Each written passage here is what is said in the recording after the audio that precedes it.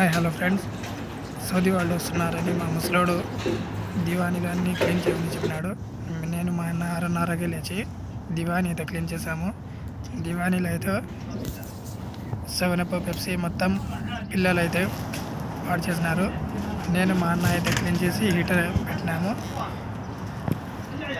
ఇదైతే మామూలుగా ఎండాకాలంలో కూర్చుంటారు.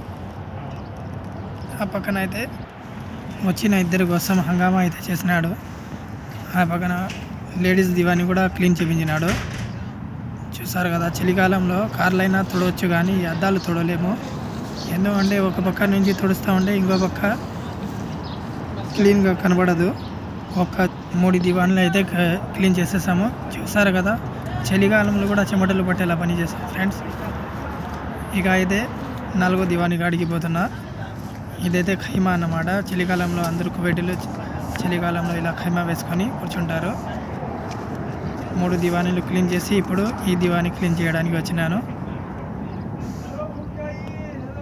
ఇవన్నీ త్రావలాలు కుర్చీలు అన్నీ క్లీన్ చేసి మొత్తం దివానీలో హవా మకినా అయితే కొట్టాలన్నమాట. ముందుగా పెద్దవాళ్ళు తినేసి వెళ్ళిపోతారు. మళ్ళీ రెండో రౌండ్ పిల్లలు కూర్చొని తింటారు. మిగిలిన అన్నం కూర ఉంటే తర్వాత డ్రైవర్లు అందరూ కూర్చొని తింటారు.